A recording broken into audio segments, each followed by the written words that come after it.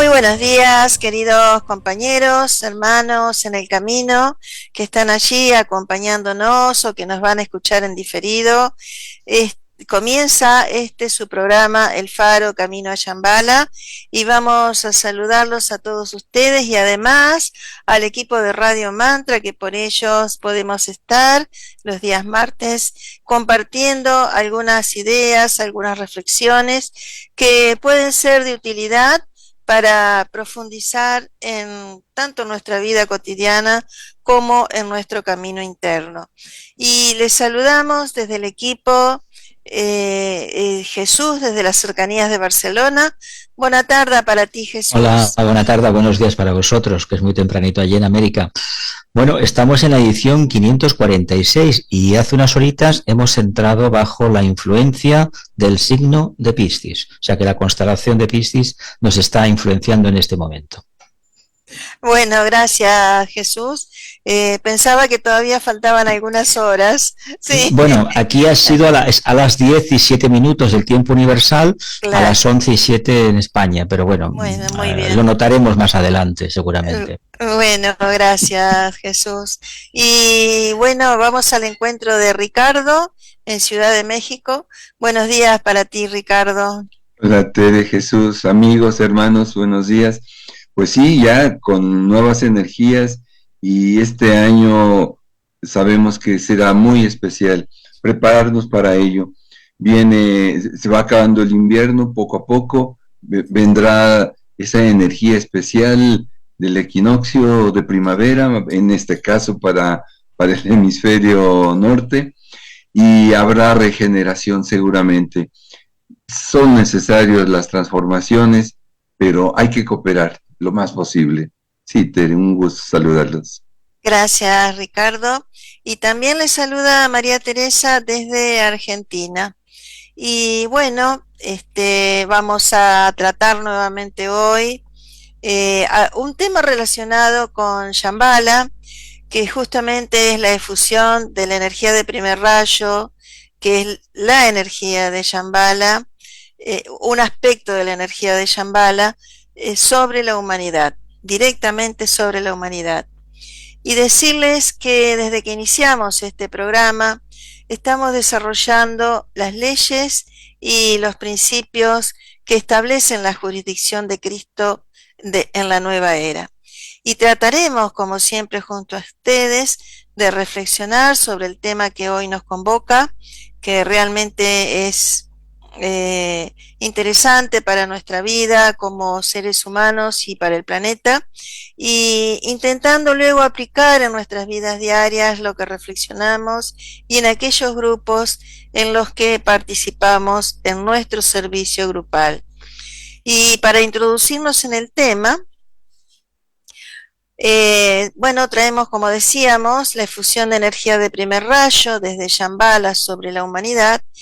Y se nos dice esotéricamente, y siempre habrá que aceptar por el camino de la intuición, que cada uno permita comprender, ¿no? de ese aspecto intuitivo que cada uno tiene, o aceptar como una simple hipótesis mental, y que no hay que aceptar porque lo dice un discípulo, un maestro, o porque puede ser, sino que se exija mucho criterio.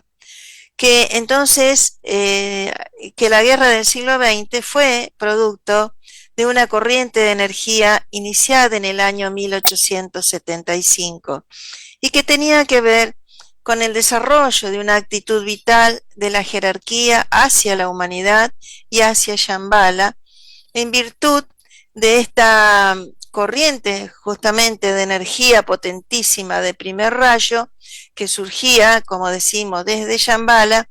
Se crearon unos centros de fuerza planetarios o se estimularon unos centros planetarios desconocidos que todavía no estaban preparados, pero que era necesario activar.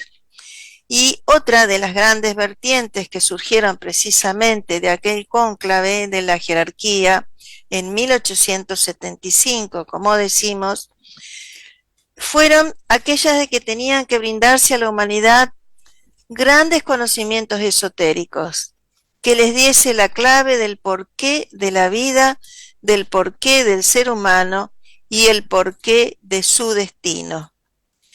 Y aquí entonces, Ricardo, ¿qué se da a la humanidad entonces? Sí, Tere, indudablemente que estos conocimientos esotéricos van a ser muy, muy representados a través de distintos momentos, como los libros de la doctrina secreta o Isis sin velo de Madame Blavatsky, o después los libros escritos por la Alison Bailey, inspirados todos ellos por el maestro Duhalkul, el maestro tibetano, discípulo del maestro Kuthumi.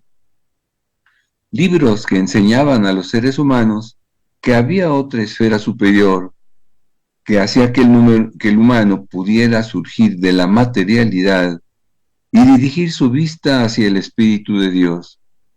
Esto fue un testimonio de esa fuerza de Shambhala. Así se han dado al mundo una serie de estudios esotéricos que tienen por misión aclarar el interés del público por las cosas sagradas de la vida y que por lo tanto están teniendo lugar grandes transformaciones intelectuales en el seno de los discipulados, de aquellos que están buscando la luz, el destino de la propia jerarquía aquí en la tierra. Pero se nos dice también que esta fuerza atrajo gran cantidad de adeptos hacia el centro del concilio de Shambhala, allí donde está el Señor del mundo, activando y aumentando la fuerza de aquel centro radioactivo. Naturalmente, al entrar muchos maestros en el concilio de Shambhala, de Sanat Kumara, se incrementó la fuerza de los Ashram, que correspondían a aquellos adeptos que se habían puesto en contacto con la fuerza del Señor del mundo, que es un poder destructor, un fuego abrasador, como se dice en la Biblia, y que solamente los puros de corazón pueden resistir. Pero por la fuerza que entraba en los ashramas, por aquellas unidades aisladas de conciencia que eran los adeptos, que habían logrado establecer contacto directo con el Señor del mundo, se provocó también grandes transformaciones dentro de los ashramas. Hubo muchos aspirantes y discípulos en probación que no pudieron resistir la prueba y se sintieron arrastrados por las fuerzas de la oscuridad que siempre están al acecho, pero la mayoría sí triunfó. Y aquí preguntarte, Jesús, con todo esto, ¿qué sucedió entonces con los aspirantes y con los discípulos? ¿Qué nos puedes comentar, Jesús? Pues mira, Ricardo, sucedió que aquellos que habían estado trabajando junto con el Maestro como discípulos aceptados en su corazón, recibieron la primera y la segunda iniciación. Los demás discípulos que estaban en proceso de probación y resistieron la prueba, pasaron a ser discípulos aceptados, y los discípulos aceptados se convirtieron en discípulos juramentados. Un discípulo juramentado es aquel que esotéricamente llamamos el discípulo en el corazón del Maestro. Piensa en la conciencia del Maestro, puede invocar su fuerza, hay una antacarana entre su conciencia y la conciencia del Maestro. Este es uno de los aspectos trascendentes mediante el cual una corriente de Shambhala, impuesta por el cetro de poder, penetró sin pasar por la jerarquía o dejando dentro de cada rama un gran núcleo de poder creador, y este proceso continúa.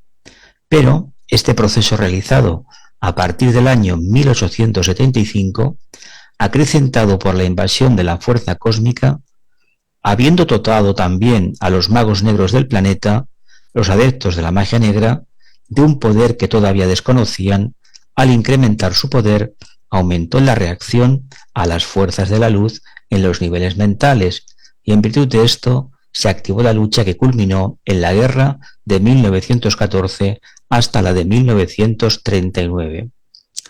En todo siempre hay una constante de poder que se está desarrollando y que no siempre la humanidad es capaz de controlar. Pero hay otra fase del proceso por la cual hay que aportar la fuerza de los cetros de poder.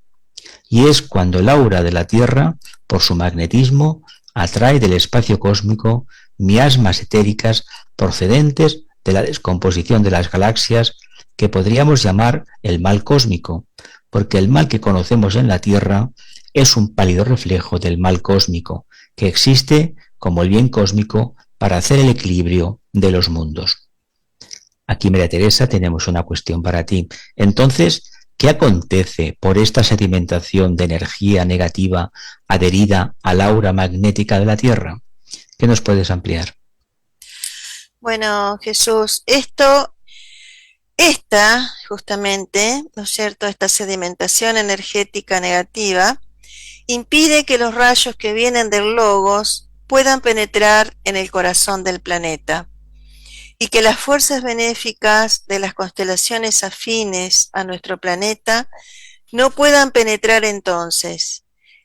Así se impone una destrucción y por lo tanto, en virtud de la aplicación del cetro, viene una efusión de ángeles de distintas categorías o devas del primer rayo que irrumpen en los planos etéricos y destruyen aquello que ha de ser destruido.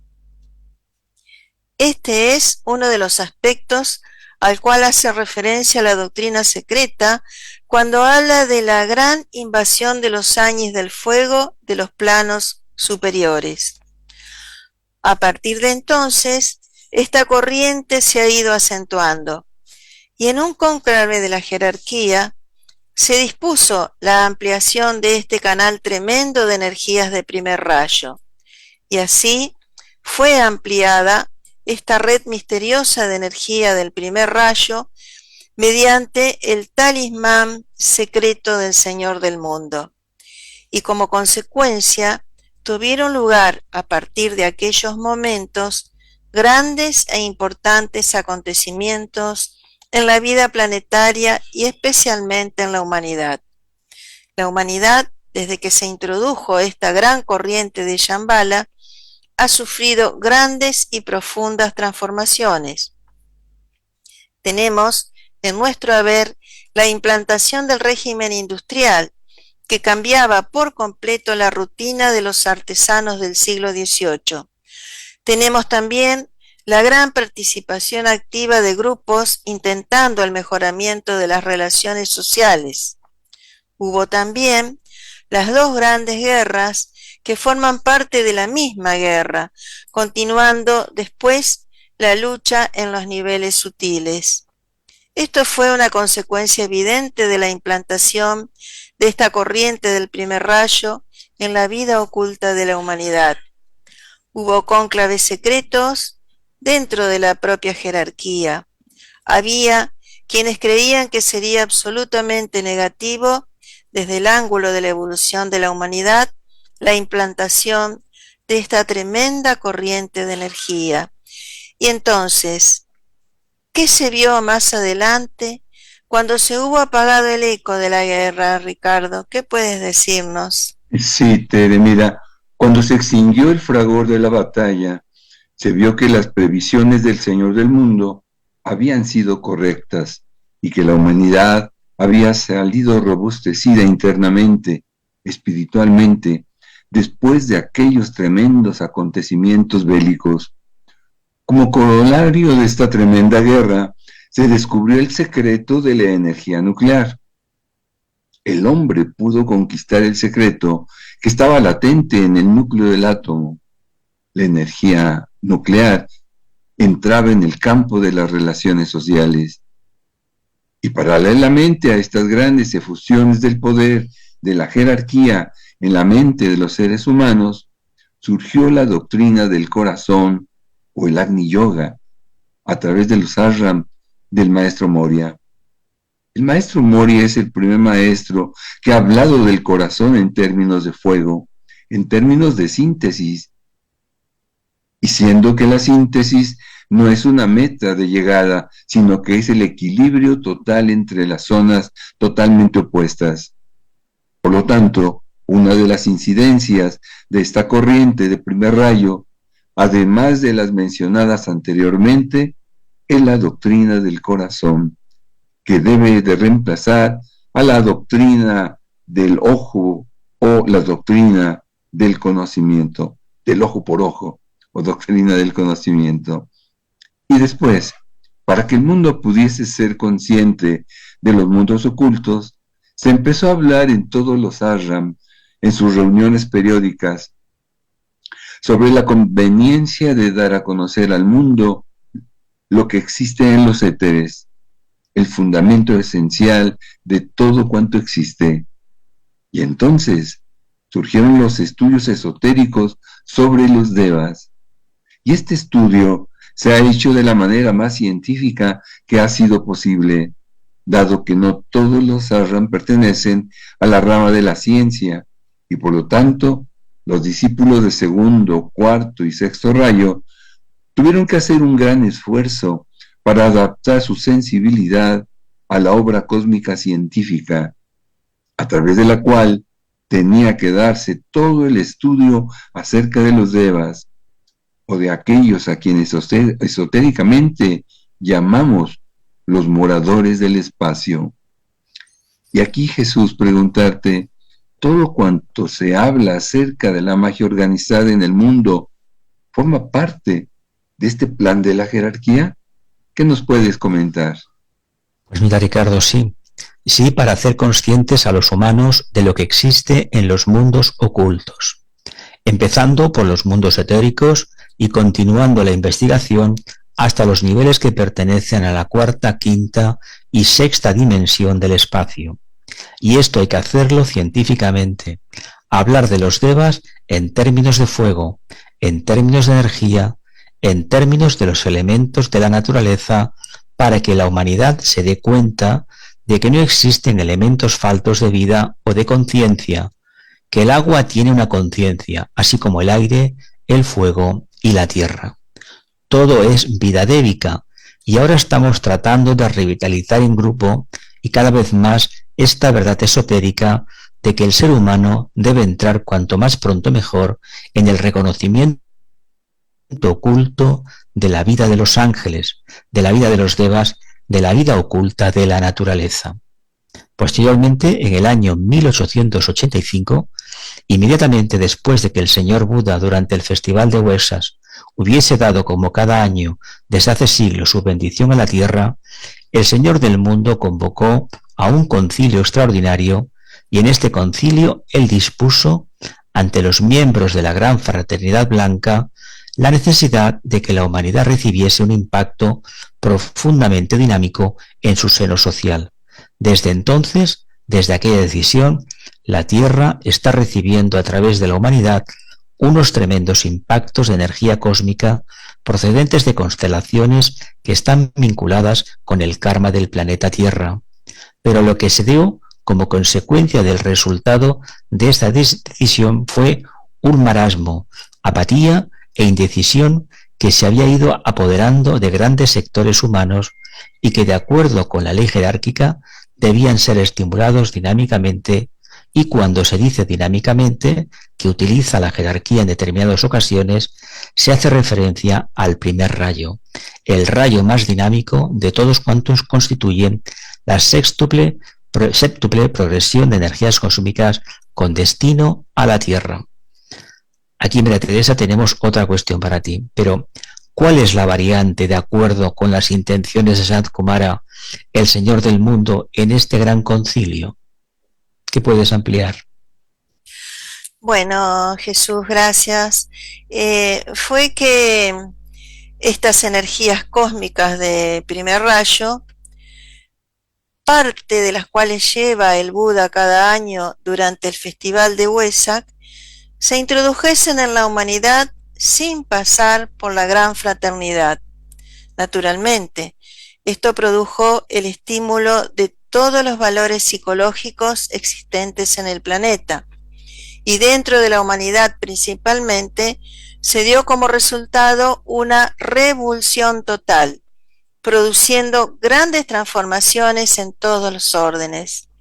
Se nos dice por esto que la guerra mundial producida por el impacto que había recibido la humanidad cuyas energías fueron canalizadas inteligentemente por aquel grupo denominado de Thule, que eran 7 grandes magos negros de Alemania, Hitler y sus secuaces, convirtieron a la tierra en un erial reseco, sangriento y todo olía a muerte. Esa transformación psicológica de los pueblos produjo por primera vez en la tierra después de la Atlántida la entrada del mal cósmico en el planeta.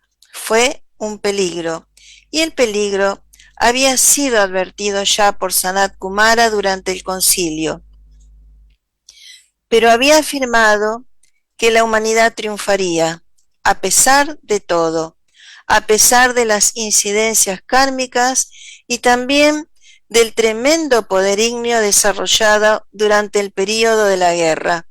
La conmoción afectó a todo ser humano capaz de pensar, de sentir, de actuar y de relacionarse, produciéndose así grandes mutaciones psicológicas. Bien, amigos, la bibliografía consultada para el programa del día de hoy proviene de conferencias dadas por Vicente Beltrán Anglada y de cuadernos del grupo de meditación para la nueva era. Y ahora, por favor, vamos al bloque de preguntas. Adelante, Jesús. Pues sí, continuamos con las preguntas que nuestros compañeros han formulado sobre el tema que estamos tratando hoy: efusión de energía de primer rayo de Shambhala sobre la humanidad. La primera pregunta dice así: ¿qué implicó para la humanidad que por la efusión de energía de primer rayo, luego de un concilio planetario, se le entregaran conocimientos esotéricos? ¿Quién se anima? Bueno. Adelante. Gracias, Ricardo. Gracias. Muy bien, gracias. Bueno, en principio significó ampliar el campo de conocimientos a una nueva mirada respecto a muchos cuestionamientos que se nos plantean, o sea, que se plantean los seres humanos, ¿no es cierto? Por ejemplo, el ciclo de reencarnación, ¿no? Es decir, el misterio de la vida y de la muerte, y que solo podían tener acceso a aquellos discípulos que se encontraban, esa comprensión, ¿no es cierto?, aquellos discípulos que se encontraban en el camino espiritual o ya en el sendero, ¿no es cierto? Y también así quienes ya estaban dentro del sendero avanzaron. Y por este hecho, como se nos dice, se amplía la cámara del concilio del Señor del Mundo y también se fortalecen las ramas de la jerarquía por el ingreso de maestros en el primer caso hacia la cámara y en el segundo caso de muchos discípulos hacia los ashramas, por lo tanto accediendo a conocimientos esotéricos que hasta ese momento no estaban al alcance de muchos.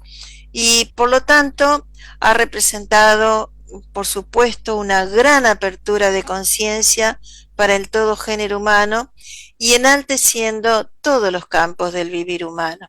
Esto puedo decir por ahora, Jesús. Gracias. Bueno, pues sí, gran razón de todo lo que comenta Tere, y recordar que la humanidad en su avance como humanidad total, como razas que ha ido teniendo a lo largo de su evolución, llega al momento que tiene una raza que le permite buscar un prototipo, un arquetipo, que es el arquetipo de la verdad. Y con todo esto tiene un incentivo muy poderoso interno para la búsqueda de la verdad.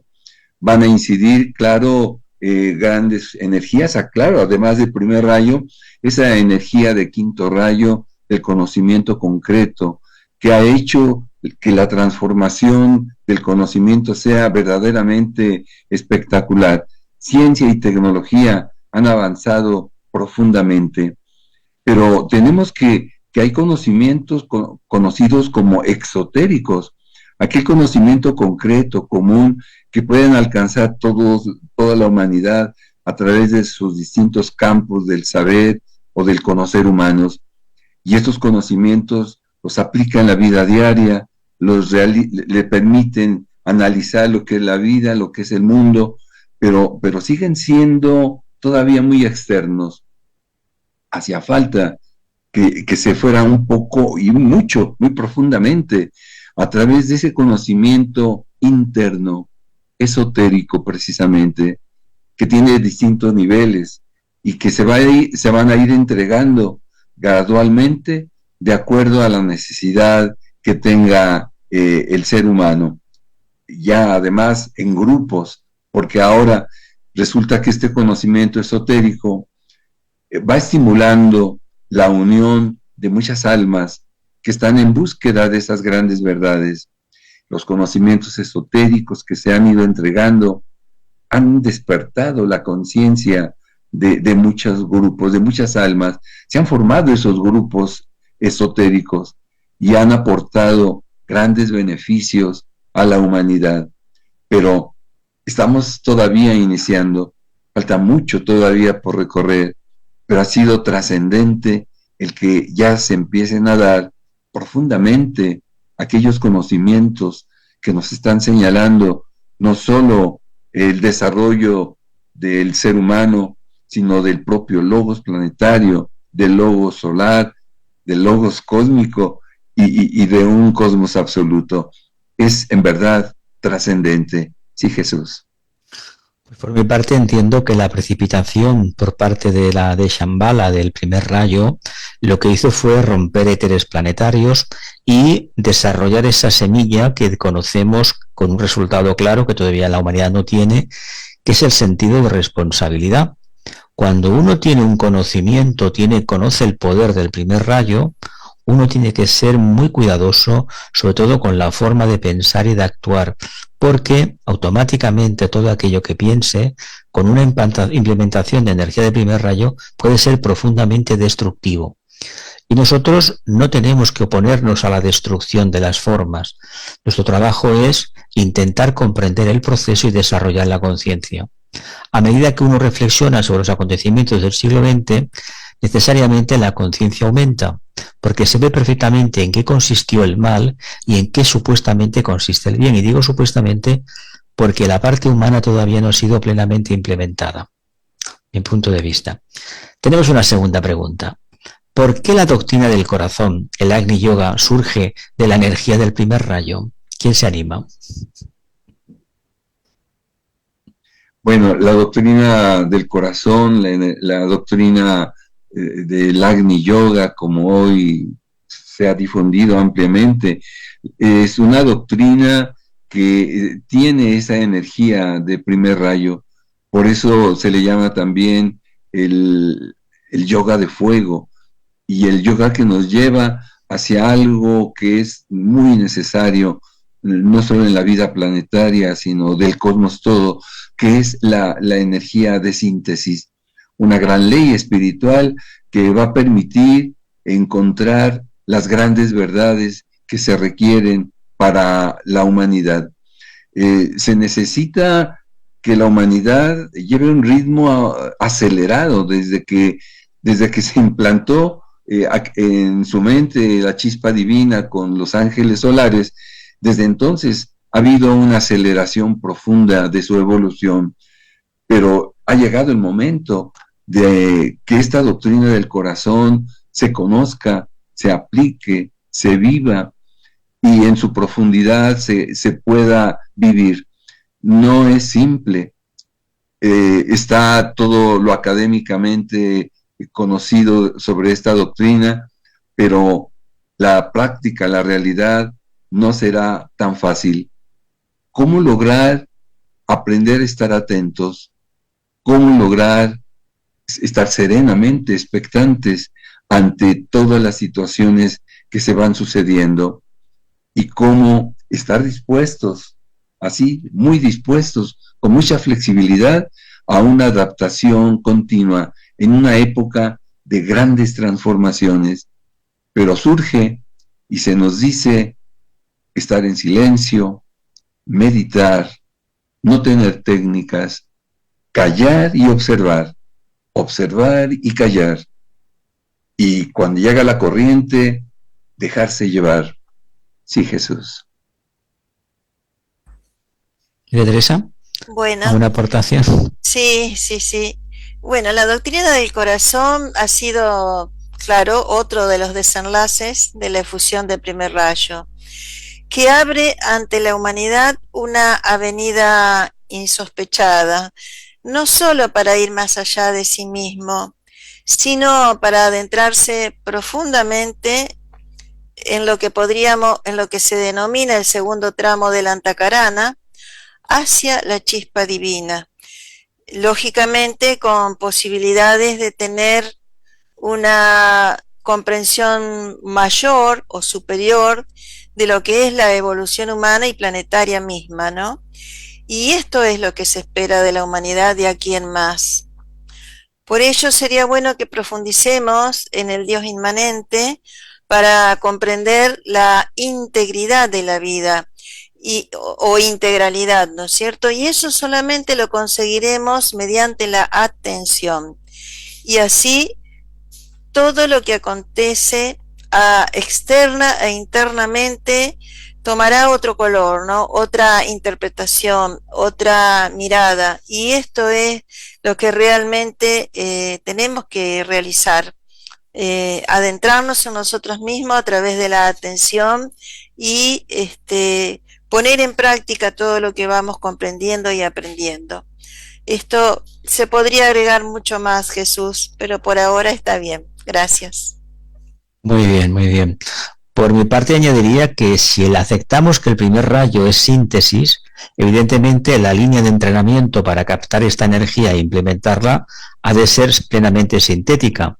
Sucede que es tan sintético que perdemos el tiempo analizando qué es el Agni Yoga o la doctrina del corazón, cuando se nos dice básicamente que estemos plenamente atentos, estemos en estado de conciencia contemplativa o en serena expectación, como un destacado discípulo nos enseñó en el siglo XX.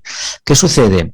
Que en el día a día tenemos 1001 oportunidades de desvariar, en el sentido de apartarnos de la meta de la atención. Si no hay atención en el día a día, en cada hora, en cada minuto, en cada segundo, olvidémonos del primer rayo y sobre todo de despertar la conciencia o el corazón con mayúsculas. Tenemos una tercera pregunta. ¿Hemos asimilado el significado de la energía del primer rayo de Shambhala sobre la humanidad? ¿Quién se atreve? Bueno, podría decir esto, que allá donde esta energía sea acogida, ¿no es cierto?, y aceptada con amor, produce grandes transformaciones en beneficio de toda la humanidad. Pero donde es rechazada, trae tremendas crisis destructivas, pues son formas no preparadas para esta energía. Y también debemos conocer que esta energía de primer rayo es sumamente dinámica y que viene a modificar, como bien se dijo, esa apatía e indecisión humanas. Por eso entiendo que cuando las personas, grupos o naciones no toman las decisiones que deben tomar ante determinadas situaciones, entonces sepamos que de una u otra manera esta energía de primer rayo va a actuar para que cada vez estemos más despiertos y para tener mayor conciencia. Esto puedo decir, Jesús. Ricardo. Bueno, es muy importante reconocer que la humanidad todavía no está preparada en su mayoría para comprender el significado profundo de esta potentísima energía de primer rayo. Sin embargo, se ha venido aplicando, como ya lo vimos en el programa, ha provocado grandes transformaciones y tenemos la necesidad de saber que estamos recibiendo esa energía. Se dice esotéricamente que todos los discípulos, los aspirantes discípulos de todos los grados, están recibiendo en este momento una energía extra, podría llamársela así, de esta energía de primer rayo. Y esto le permite tener mayor claridad, estar avanzando en forma decidida, tener la fuerza y sobre todo lo que siempre se pide, la voluntad de poder transformar lo que es su vida, lo que es su ambiente y colaborar con esta energía en todos sus grupos, porque ha llegado el momento cumbre de la humanidad para transformarse. Y la energía de primer rayo es fundamental para lograrlo. No es casual su llegada, su aparición, su entrada en la vida de cada discípulo. Hay que aprovecharla y lograr que la humanidad en verdad cumpla con el propósito que se está esperando, sobre todo en esta era de Acuario y cuando estamos deseando que llegue el gran avatar de Acuario, precisamente. Sí, Jesús. Me parece que no nos da tiempo para más. Pasa la cápsula ya, Ricardo. Sí. Tenemos la cápsula del parágrafo de Hojas de Jardín de Moria de Elena Roerich, la número 4, que dice: amigos míos, la felicidad reside en el servicio a la salvación de la humanidad. Descartad todos los prejuicios y convocando vuestras fuerzas espirituales, ayudad a la humanidad, encaminar lo feo hacia el sendero de la belleza. Así como el árbol renueva sus hojas, así florecerá la humanidad sobre el sendero de la rectitud. Y ahora nos preparamos para realizar la meditación en Acuario. Adelante, Jesús.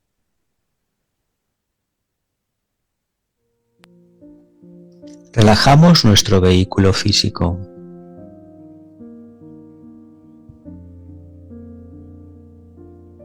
Armonizamos la energía emocional.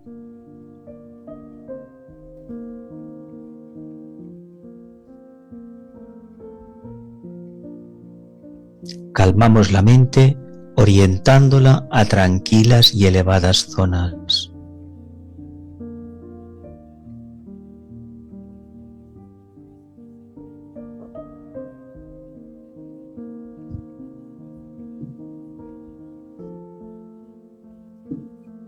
Nos vinculamos al grupo y con todos los que realizan esta meditación.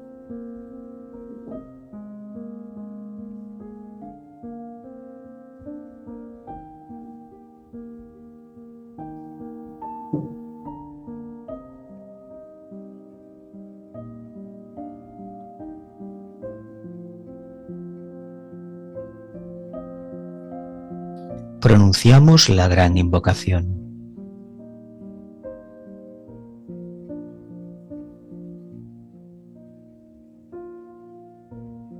Desde el punto de luz en la mente de Dios, que afluya luz a las mentes de los hombres, que la luz descienda a la tierra.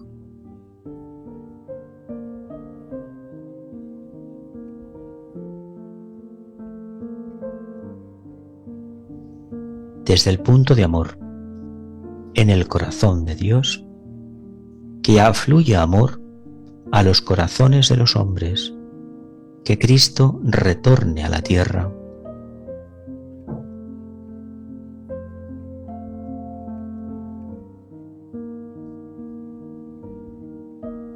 Desde el centro, donde la voluntad de Dios es conocida, que el propósito guíe a las pequeñas voluntades de los hombres, el propósito que los maestros conocen y sirven.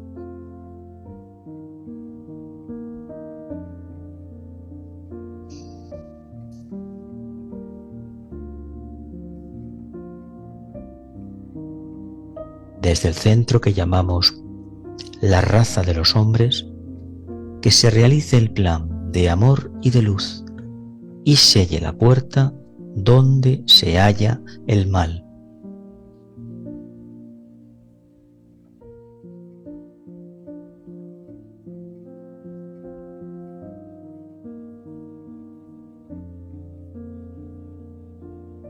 Que la luz, el amor y el poder restablezcan el plan en la tierra.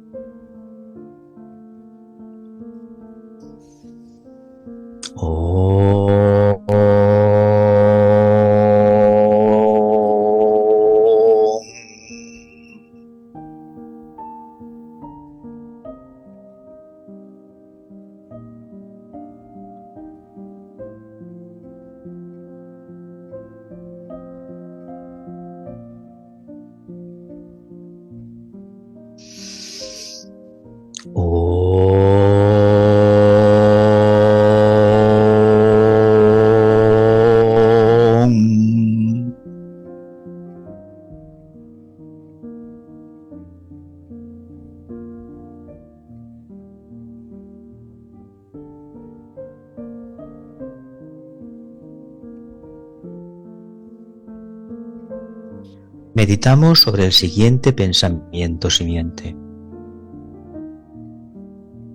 Tolerancia significa concentrarse en las posibilidades en lugar de los obstáculos.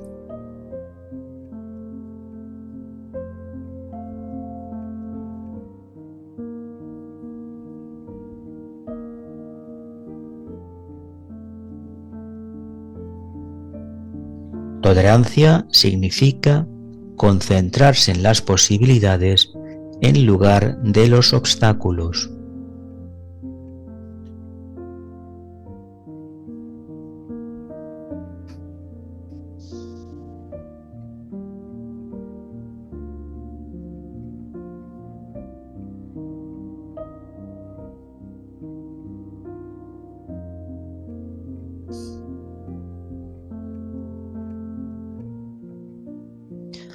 ¿Qué significa esto en nuestra vida?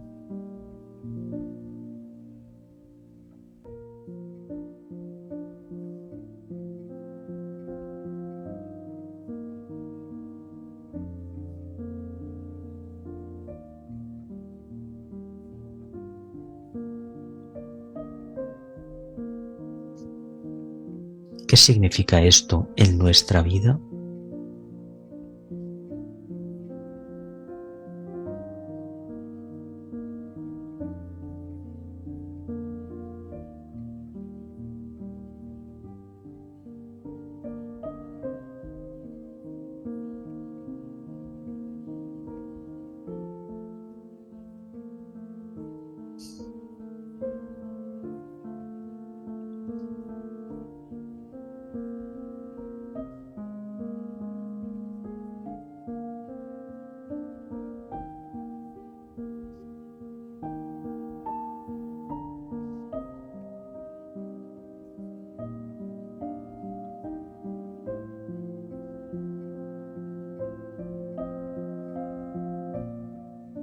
Digamos la afirmación del discípulo.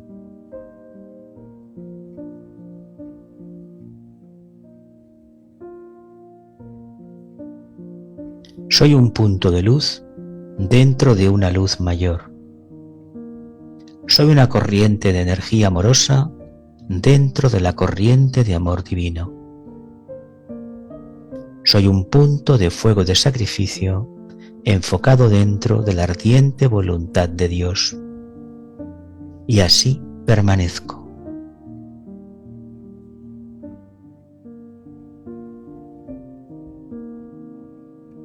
Soy un camino por el cual los hombres pueden llegar a la realización. Soy una fuente de fuerza que les permite permanecer. Soy un haz de luz que ilumina su camino, y así permanezco.